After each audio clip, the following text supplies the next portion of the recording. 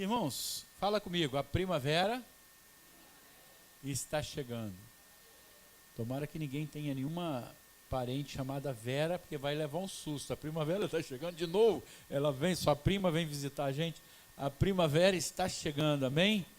Glória a Deus. Abre a sua Bíblia então em Lucas capítulo 2. A primavera está chegando. Que coisa bacana. Irmãos, vou reiterar aquela palavra que eu disse para vocês. Nós estamos querendo regularizar a igreja, até porque ano que vem vai vir uma carreirinha de casamentos aí, né? Então, se você pode, manda para a gente, ou pelo Facebook, ou por e-mail, manda para a gente o seu nome, o seu endereço, CPF, identidade e data de nascimento. Pode, ótimo. Nós já praticamente temos isso, é porque eu estou querendo incluir o maior número possível, né? Tá bom? Pra gente... já mandou. Catiúcia já mandou, que bom. Hã? Você foi a primeira, né? Ansiosa. Não sei porquê. Ó, tem gente que quer colocar. Pastor, tô doido para minha filha. A primavera está chegando. Lucas capítulo 2, versículo 36 a 38.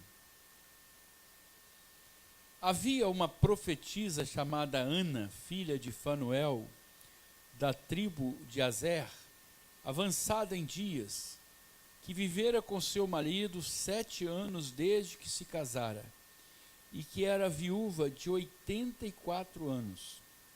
Esta não deixava o templo, mas adorava noite e dia em jejuns e orações. E chegando naquela hora, dava graças a Deus e falava a respeito do menino a todos os que esperavam a redenção de Jerusalém. Ó Deus poderoso, Espírito Santo, eu peço que em nome de Jesus, sobre este lugar esteja agora a tua luz iluminando o nosso entendimento.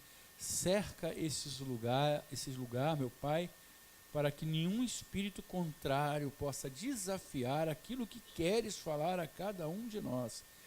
É o que nós te pedimos, em o nome de Jesus. Amém. Irmãos, é uma história, um trecho muito legal, muito tremendo, bacana, edificante, porque diz que essa profetisa Ana, ela estava já avançada em dias, a mulher já estava na casa dos 80, viúva, mas ela persistia ali no templo, uma profetisa. E eu comecei a pensar que é muito bom você profetizar quando você tem 20 anos. Amém? Porque é uma diferença entre profeta e sacerdote. Queria que você prestasse atenção nisso, porque o profeta, ele fala aquilo que Deus quer para você, né? Deus enxerga você. E o sacerdote fala o que o povo quer falar para Deus. É o sacerdote que leva ao Senhor as nossas dádivas, sacrifícios. Ele é o oficiante diante de Deus. Então aquilo que nós desejamos, o sacerdote leva e o profeta traz. Agora, é claro que hoje você, com a visão que nós temos hoje do cristianismo, você conjuga essas duas coisas. E mais, não está mais sobre o ombro de uma pessoa só, mas sobre todos nós que somos sacerdotes do Senhor, amém? Nós somos pedras vivas, a palavra diz isso, que nós somos pedras vivas no edifício da igreja do Senhor. Edificados pelo Senhor, cada um de nós aqui tem o Espírito Santo que nos edifica, amém? E a profetisa Ana, ela me inspirou a refletir sobre a dificuldade de você profetizar ainda velho, já avançado em dias. Porque quando a gente é novo, é muito fácil você olhar adiante. Você pode olhar e profetizar sobre o que virá. Mas à medida que o tempo vai passando e à medida que você vai perdendo as coisas, porque a vida, ela vai nos ensinando isso, né? Que cada dia não é mais um dia, é menos um dia, e nós vamos, né, experimentando essas perdas da nossa vida. Hoje, se eu chegasse lá em casa, animadíssimo, olhasse para a Jane e falasse, Jane, eu acho que eu vou fazer medicina. Ela ia olhar para mim e falar assim, comeu alguma coisa estragada, alguma coisa na minha ausência, né? Porque, na verdade, é muito complicado. À medida que nós vamos avançando em dias, vamos recuando na possibilidade de projetar nesses dias novas coisas. Mas não é o caso daquilo que Deus quer para a nossa vida. O tempo que se chama hoje é o tempo de existir e fazer aquilo que Deus quer na sua vida, amém? Então, eu que estou com 54, puxa vida, como que eu gostaria de ter 25 anos, não é isso? Ter 25 anos, ser uma pessoa nova e falar assim, vou fazer medicina, assim, por que não? Né? O tempo, ele é curto, né? Mas aqui a Ana, ela já era avançada em dias. E diz a palavra que era uma profetisa e viúva. E a viúva, naquela época, vivia dramas terríveis, dificuldades terríveis. Né? Como pode ser uma profetisa? E aí, nós começamos a refletir que uma profetisa ou um profeta não é aquele que deseja ser. Não é. Você não fala assim, serei profeta. Não. Primeira coisa que caracteriza um profeta é ser levantado por Deus. É Deus que edifica o nosso coração para que a gente possa ser profeta. Profeta na vida do outro, profeta na vida de uma cidade, profeta na vida de uma família, porque você vai manifestar o poder de Deus naquela realidade, segundo o propósito de Deus. Às vezes você encontra uma família que está vivendo um drama terrível, mas Deus te levanta como profeta para que você possa ministrar a palavra da verdade naquele lugar. Às vezes você está diante de um exército de pessoas, Deus te levanta para que você possa ministrar a palavra naquele lugar. Irmãos, eu acho muito estranho quando a pessoa diz assim, eu nunca senti esse chamado de Deus para ministrar a sua palavra em algum lugar. Por quê? Porque Deus sempre está falando para aqueles que estão submissos à sua vontade. Deus está constantemente falando, ministrando, exortando. Quantas vezes eu falei aqui para vocês que antes de ser convertido, convivi com muitos cristãos e eu não sabia que eram os cristãos. Nós precisamos interferir na nossa história. Por isso que Deus nos levanta. Da mesma forma que levantou uma profetisa que estava aguardando a hora da revelação de Deus.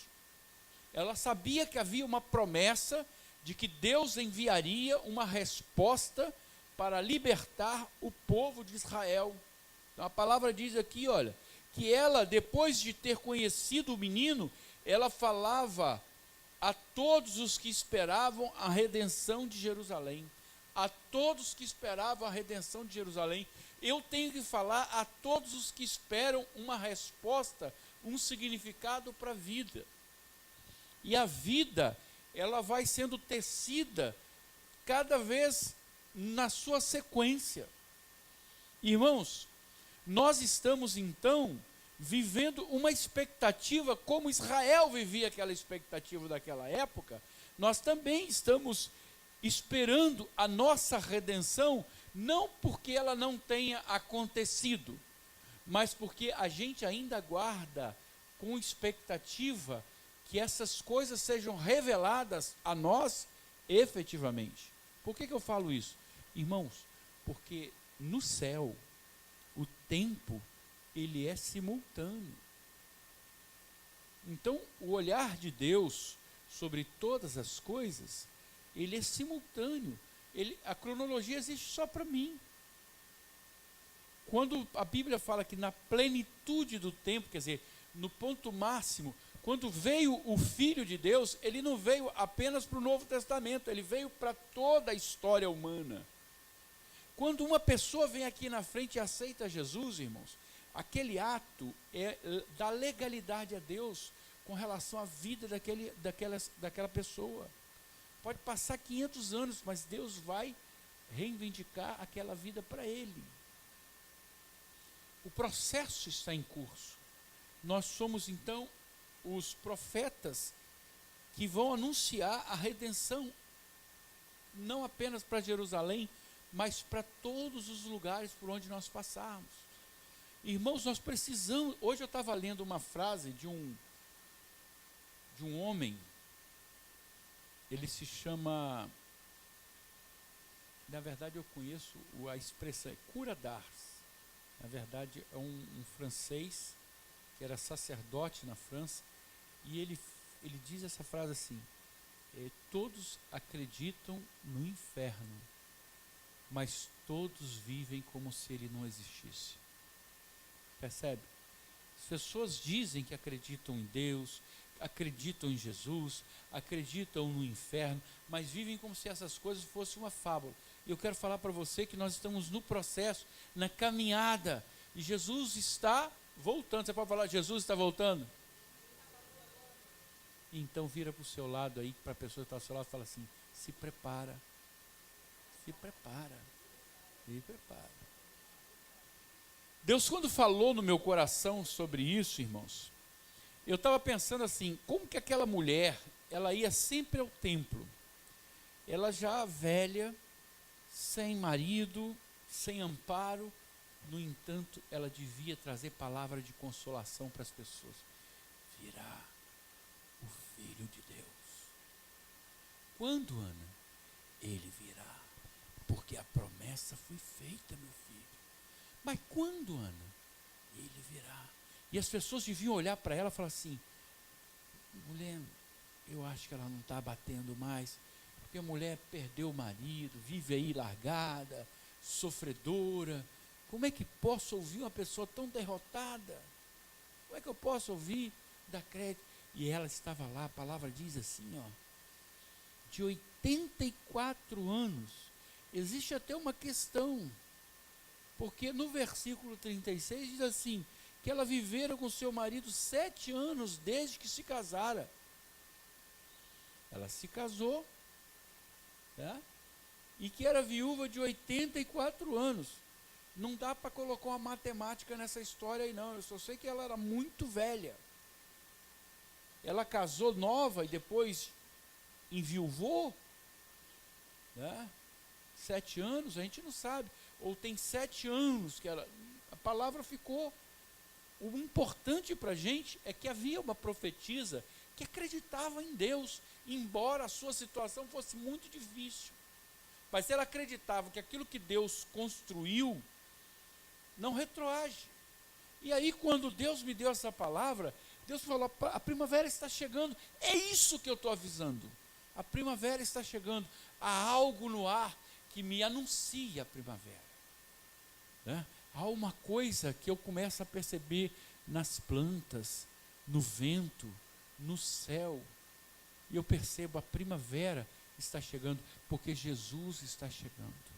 E aí Deus colocou no meu coração, eu ia trazer para vocês, irmãos. Você já ouviu falar em crisálida? Já ouviu? Não é planta não. O que é crisálida? É exatamente a lagarta, o processo dela se transformar em borboleta. Irmãos, eu falei, puxa vida, é a maior transformação que se pode ver. Aí fui lá no YouTube e fui ver 15 minutos, uma filmagem de 15 minutos. A lagarta, ela vai subindo na planta, ela para, ela se alimenta daquela folha completamente e vai subindo. Depois ela chega no mais alto, ela fica assim de costinha, aquela lagarta horrível, meio cremosa, né? Horrível. E eu olhando aquilo, já estou lá, né? E o tempo passando, aquele bichinho lento, e eu vendo, porque filmaram tudo. O cara foi para ali e falou assim, eu vou filmar tudo, eu vou botar minha câmera aqui e vou ficar filmando, porque tem um tal de Francisco, um pastor aí que vai ficar vendo, é o único. E eu fiquei vendo aquilo. Ela comeu a folhinha. E eu lá vendo. Eu falei, eu vou levar lá para a igreja isso. E eu lá. E ela subiu, foi lá no galinho mais alto, ficou ali. De repente, irmãos, ela de cabeça para baixo. De repente ela falou assim, tuf, eu falei, caiu. Ela ficou penduradinha. Ela fica penduradinha assim, balangando. Aquilo lá. Aí eu falei, caiu. Não. Aí começa a acontecer um negocinho estranho, que começa a mexer por dentro. Né? Aí você fica ali. E isso ainda eram 8 minutos, e a coisa estava rolando ali. Eu falei, tem um barato acontecendo aí dentro desse negócio ali. Né? Uma coisa, e aquilo vai mexendo, de repente, cara, você vê aquela pele da lagarta, ela vai se soltando aqui e vai enrugando igual a sanfona. E aquilo vai saindo, vai saindo, vai saindo, vai saindo. Quando você pensa, porque eu pensava assim, que vai acabar agora, está perto do final, isso aí está parecendo novela da Globo, não termina nunca. E aquele negócio, aí aquela pelezinha preta fica lá na ponta. Aí fica um bulbo, um troço assim cremoso, com uma gota que ia descendo assim, e aquilo foi, e ficou lá o troço. Aí daqui a pouco aquilo seca. Quando você vê, faz assim, cac. Aí dali, irmãos, abre assim uma asa dobradinha e uma cabecinha com mel. Eu falei, a cabecinha ali. Quando você vê, faz assim, ó, como que uma borboleta abre as asas e faz assim, aquilo abre, você fala assim, que coisa fabulosa. E lá 15 minutos ali. E eu falei assim, puxa vida, que maravilha. Daqui a pouco ela se desgruda dali e sai voando, leve, levinha. Sabe o que eu falei nessa hora, irmãos? Ou eu prego ou eu mostro esse vídeo. Porque o vídeo era muito longo, não dava. Eu falei, não dá. Foi para mais de 18 minutos vendo aquele negocinho, preferi contar para vocês. É muito, muito mais simples. E aí, eu percebi que as coisas de Deus para cada um estão programadas. Irmão, você pode olhar um negócio e falar assim, que lagarta feia, vai se transformar numa borboleta bonita. Sabe por quê? Porque assim Deus determinou. Se alguém olhar para você e falar assim, olha que cara feio, vai se transformar em algo maravilhoso, amém? Porque assim Deus quis. Quando Jesus vira e fala assim, não tema pequenino rebanho, olha que Jesus falando, não tema pequenino rebanho, porque foi do agrado de Deus vos dar o reino, é porque é do agrado de Deus que você esteja aqui. Alguém pode olhar para você e falar assim, não vai dar certo, vai porque o propósito de Deus está sobre a minha vida. Fala comigo, o propósito de Deus está sobre a minha vida. Então a crisálida vai acontecer, queira ou não, vai estar lagarta lá, quando o pessoal achar, caiu, não caiu, ela tem que ficar penduradinha, aquela coisa nojenta, gosmenta, olha aquele negócio fica ali, parece que tem um monte de gente ali dentro, fica ali um monte, igual barriga de mulher quando está para ter um neném, fica aquele, já viu isso? Né? Maravilhoso, mas aquela lagarta ali é nojenta, nossa, que negócio. Deus fez um milagre maravilhoso, que aquilo ali, e aí ela deixa as perninhas para lá, deixa tudo para lá, para quê? Para que perninha? Eu quero asa, né? Para que perninha? Hoje você vai pensar comigo exatamente assim, nos limites do meu corpo, nos limites das pessoas que me veem e falam assim, poxa, não é agradável, poxa, ele não tem toda a capacidade, pô, ele não é uma pessoa tão interessante. Nisso que eles estão falando, Deus vai fazer uma obra tremenda dentro de você, porque o propósito de Deus está escrito. Você pertence a Deus, amém? Você é profeta de Deus, você é sacerdote do Altíssimo, você foi chamado por Deus para uma obra que ninguém pode prever, ninguém pode imaginar. Os propósitos de Deus vão se realizar na sua vida. Amém?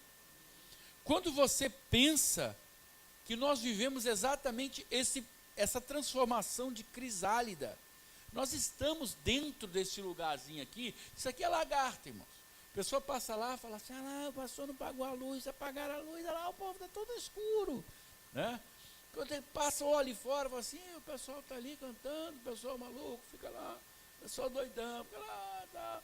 O pessoal passa e não entende nada, não entende nada.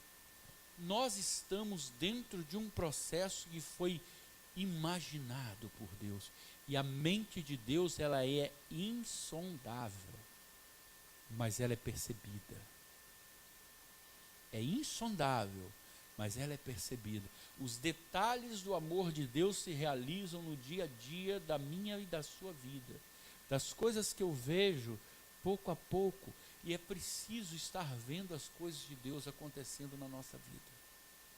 Já falei para você da plantinha que ela busca, se não tem aqui luz, ela vai até onde haja luz. O meu coração é assim. Enquanto eu não encontro o caminho de Deus, eu não descanso, porque Deus é a luz da minha vida. Aqueles que desconhecem isso, morrem sem saber que a luz estava perto. E aí, irmãos, o que me torna algo especial para Deus? Nada. Puro amor. O que te torna algo especial para Deus? Nada. Puro amor de Deus. Deus nos ama do jeito lagarta que você é. Amém? Deus olha para você e fala assim: é uma lagarta. Todo mundo que olha para aquele pastor fala assim: ah, é uma lagarta. E bem gordinha. É. Deus fala isso. Mas ninguém sabe que quando esse corpo for glorificado, tudo que é escuro se tornará luz. Amém? Haverá algo, já há algo que a gente percebe isso, irmãos. O que acontece se tiverem dois grupos, um lá e outro cá, e você estiver aqui? Se eles estiverem discutindo alguma coisa, em 2 minutos eles vão te chamar, sabe por quê? Quem é cristão é luz. E a luz nele. Importa que a luz brilhe na sua vida, porque há algo sendo feito em você. Eu preciso perceber isso. Eu não posso estar na igreja apenas na expectativa de ver algo acontecer no outro. Eu tenho que estar na igreja vendo algo acontecer na minha vida, na expectativa e no compromisso de servir a Deus através da minha vida, daquilo que eu estou experimentando, com a minha experiência do dia a dia. No amanhecer o dia, eu falar: Senhor, eu estou na tua presença hoje para fazer de acordo com a tua vontade e não de acordo com a minha. Nós já não vivemos a nossa contingência material, nós já não vivemos a nossa contingência física. O mundo tem os seus desejos distantes daquilo que é o nosso propósito, irmãos. Os desejos do cristão, eles têm que superar os desejos da carne.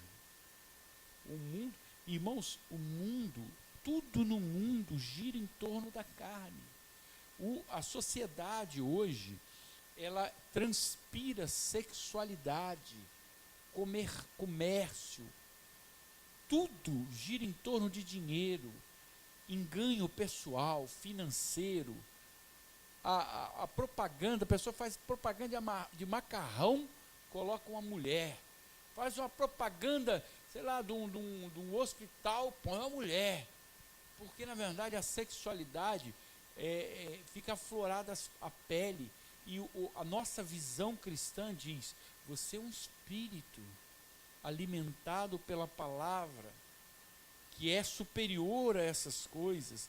Aquilo que é carne é carne. As pessoas passam o tempo todo beber e comer, alimentando a carne, mas e o espírito e a alma? Por que as pessoas estão padecendo de fome lá fora? porque eu não estou cumprindo o meu papel de anunciar a redenção para Jerusalém. Né? Porque às vezes eu estou tendo uma visão de igreja que foge à compreensão do próprio Deus. Já falei aqui e vou falar de novo para você. Deus não fala às multidões. Você pode se reunir num lugar com 2.000 pessoas. Você pode achar que é coisa maravilhosa, luz para todo lado. Essa não é a luz de Deus. Essa não é a luz de Deus. Nós estamos nos deixando envolver por um tipo de cristianismo espetáculo. Nós deixamos de desejar ventos do Espírito para desejar eventos do Espírito. Então nós estamos na expectativa de que todas as coisas possam atingir o nosso olfato, a nossa visão, os nossos ouvidos, e Deus fala ao coração. E essa é a segunda parte da ministração. Eu quero falar sobre os pequenos do reino, porque são a esses que o Espírito Santo se dirige. Quando Jesus fala, não tema pequenino rebanho, ele não estava tendo uma visão diminuta dos projetos de Deus, ele estava falando para a gente, escuta uma coisa, multidão não é o interesse de Deus. O interesse de Deus é o seu coração. Não tema pequenino rebanho, porque foi da vontade do Pai vos dar o reino. Quais são os pequeninos do reino? E aí eu penso numa cidadezinha pequenininha, uma cidadezinha michuruca chamada Belém Efrata. E a palavra diz assim, posto que pequena entre milhares de Judá, de ti me sairá o que será Senhor em Israel, e cujas origens são desde os tempos antigos, desde os dias da eternidade. Belém Efrata, sabe o que quer dizer Belém? Casa do pão. Foi profetizada que o Salvador viria dali, casa do pão. Aí se você tiver um pouco de leitura, você vai perceber, que em João 6,51, Jesus vai falar assim, eu sou o pão vivo que desceu do céu, se alguém dele comer, viverá eternamente, e o pão que eu darei pela vida do mundo é a minha carne. Pão. Jesus, ele é o pão vivo. O Pai preparou aquilo em Belém. Belém Efrata, casa do pão, é casa de Jesus, lugar onde Jesus vai nascer. Hoje o seu coração pode ser Belém, amém? Essa é a vontade de Deus. A vontade de Deus não mora em lugares. Tem muita gente agora, virou moda. Será por quê, irmãos? Eu às vezes me questiono, será que eu não deveria também montar uma empresa de viagens turísticas para levar o povo lá para Jerusalém? Todo mundo está levando, fazer viagem para Jerusalém. Porque essa Jerusalém é Jerusalém que menos interessa a Deus. Menos interessa a Deus. A Jerusalém que interessa a Deus já foi construída e preparada para você e para mim, amém? A Belém que interessa para o Senhor já não é essa Belém mais, porque as pessoas estão procurando o pão no dia a dia, e o pão é Jesus, é Ele que te alimenta, é Ele que me sustenta, é o pão vivo que desceu do céu para aplacar a sua fome. Não adianta você anunciar grandes projetos aí fora, o pão que te alimenta é Jesus. Pega a palavra de Jesus e leia, ore, interceda, clame, e você vai ver que o Espírito Santo entra no seu coração para te dar a resposta que você busca. Mas se nós temos um coração duro, se o nosso coração se endurece demais, a borboleta não consegue sair, porque ela quebra aquele negocinho, ela aperta lá, aquele bulbozinho ali, ele se parte, aí ela sai ali de dentro. Se o seu coração é duro demais, o seu espírito não consegue sair, porque você na verdade vive uma visão errada de Deus, como se Deus não estivesse te vendo. Vou te falar uma coisa tensa para você, quando você acordar pela manhã, quando você tomar o seu banho, quando você olhar no espelho, pode ter certeza, fala assim, Deus está neste lugar. Deus não está aqui, Deus está em todo lugar. E há uma coisa que eu peço, porque eu sei que Ele está em todo lugar, é que Ele se manifeste na minha vida em todo lugar onde eu for, amém? É isso. Os pequenos do reino são aqueles de quem ninguém espera nada, e Deus faz tudo, né? Me lembra quando você pega lá no livro de Reis, capítulo 5, aquela menininha, uma anônima, ela fala assim, Naamã estava com lepra, ela vira e fala assim, se Naamã soubesse que Israel tem palavra de cura, uma menininha de nada, estava vivendo ali na escravidão, mas naquela escravidão, a pequenina de Deus falou uma grande verdade sobre Deus. O que Deus faz é pegar aquilo que é desprezível para o mundo e transformar, né, em coisas grandes para Deus. E aí, irmãos, eu preciso olhar para mim e perceber, irmãos, não há nada em você que seja pequeno, não há nada em você que seja desprezível. Deus te escolheu porque Ele é grande. E não importa, nós temos hoje muitas pessoas querendo fazer grandes coisas para Deus, mas o que Deus quer fazer na sua vida e na minha vida são coisas relevantes, não importa se grandes ou pequenas, mas coisas relevantes, que venham a ser importantes para o reino. Deus fala aos seus pequenos, Deus fala para a gente, é no quietinho do seu quarto, é no silêncio do seu dia a dia, é no momento em que você está ali em oração, é que Deus vai falar. Deus não usa megafone para gritar para multidões, Deus usa o seu quarto, o seu coração para falar para você. Por que às vezes a gente não ouve? Né? Outra lição que eu tiro dessa leitura sobre a vida de Ana, 84 anos, ela soube esperar o tempo de Deus. Talvez fosse o tempo de parar e olhar o templo, todo dia indo ali, todo dia aguardando, todo dia orando, todo dia esperando, e nada acontece. E ela esperava.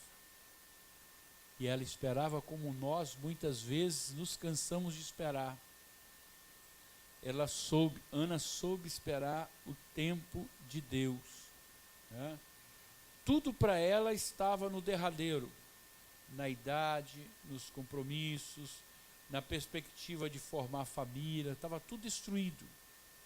Mas o olhar dela não estava propriamente na sua casa, mas no templo. A palavra de Deus diz assim, esta não deixava o templo. Esta não deixava o templo. Ela vivia lá. A vida dela era um compromisso com Deus. Qual é o seu compromisso com Deus? Quais são as coisas relevantes que você espera fazer na sua vida para Deus? Qual é a reflexão que nessa noite você pode trazer para você e falar assim, não, eu tenho estado na expectativa daquilo que Deus... Qual é? O que Deus pode esperar de você? Nós muitas vezes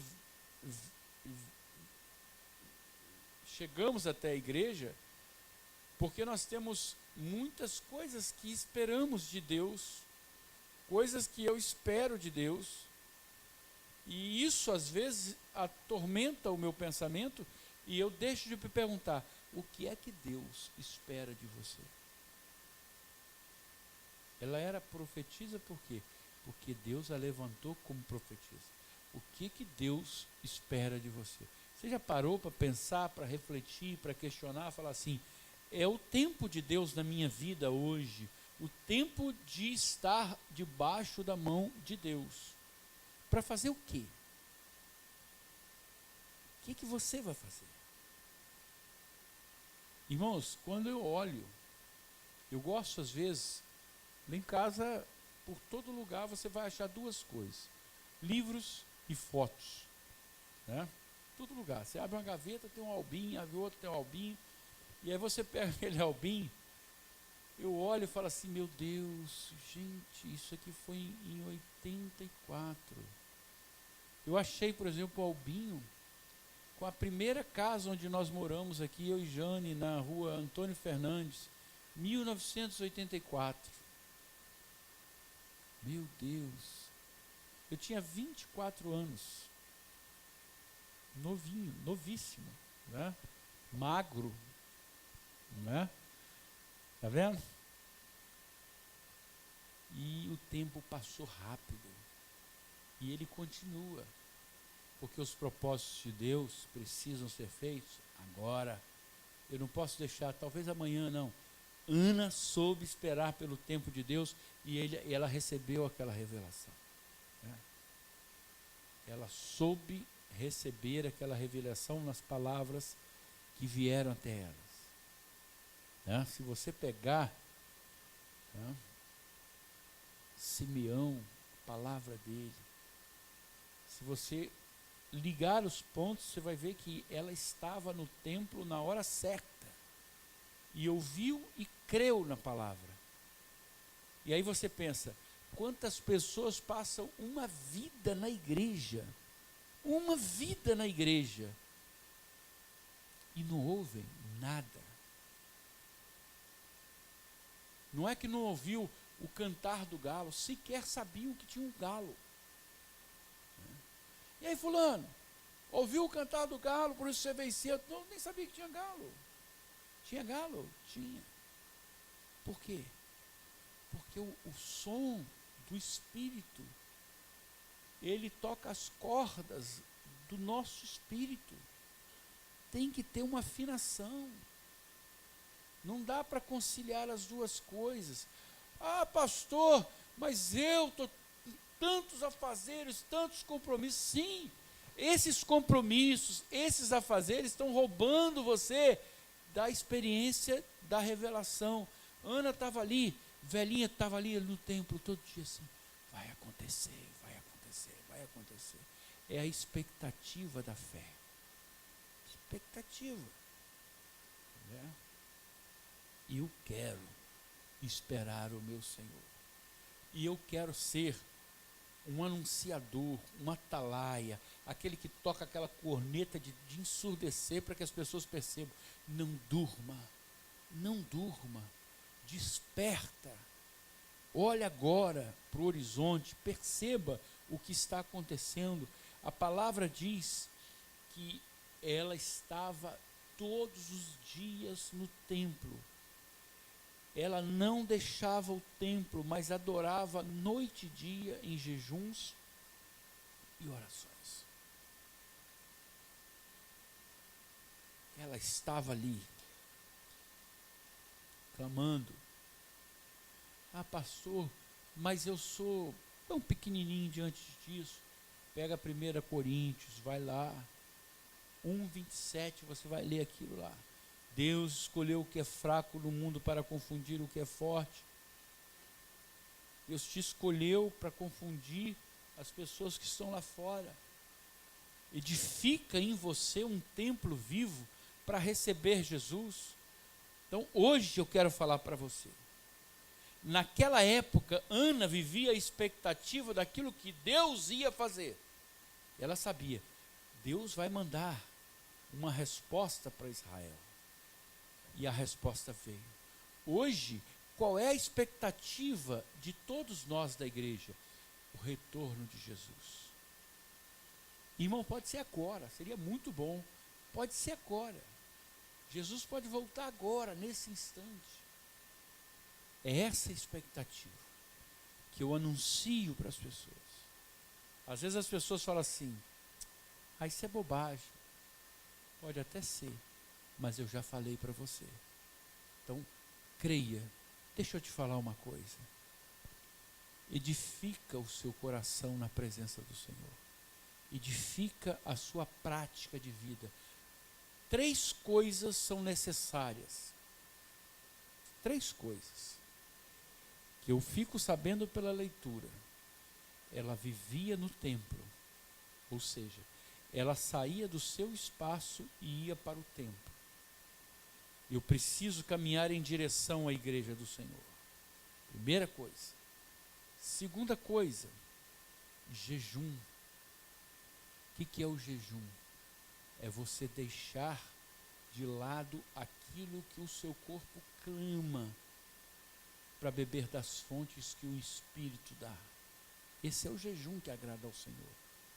O jejum que agrada ao Senhor não é você deixar de comer carne, não é você... Não, o jejum que agrada ao Senhor é você mortificar a sua carne, o seu corpo, deixar de fazer algo para que o nome do Senhor seja glorificado na sua vontade. Porque o combate vem daí. E terceiro e último, estar em oração. Não permita que o diabo te roube essas 3 coisas. Viva na casa de Deus. Abra mão daquilo que você é. E por último, esteja em intimidade com Deus. O que eu estou falando para você hoje vai acontecer como um dia. Talvez alguém tenha falado para Ana, você há anos que você espera que algo aconteça e não acontece. E aconteceu. Você talvez fale, há anos eu escuto que Jesus está voltando. E pode ser que no momento em que a sua vida não esteja bem com Deus, Ele volte. Irmãos, eu quero orar com você. Eu quero dizer que você precisa servir a Deus. Ana fazia isso, né? Servia a Deus no templo. Não sirva a homens. Fale a todos sobre Jesus. Deixa o Espírito Santo guiar você. A palavra diz que ela servia a Deus. O amor, muitas vezes, irmãos, é confundido com vaidade, amor próprio, prepotência. A pessoa, às vezes, faz porque é agradável para ele. E eu quero te convidar a refletir sobre o que é igreja, o que é templo hoje. Muitas vezes a igreja, o templo, se torna em palco para muitos espetáculos, mas a verdadeira igreja está dentro de você. Que esta seja uma noite que eu possa refletir sobre isso. Eu tenho um papel a desempenhar, é um novo tempo que Deus está anunciando para a minha vida, é uma primavera que vem cheia de novidades da palavra, é uma primavera que anuncia um novo tempo, um tempo de reconstrução do que foi destruído, um tempo em que eu percebo a volta de Jesus. Eu anseio por isso, eu desejo, e por isso eu anuncio, é o tempo da primavera cristã.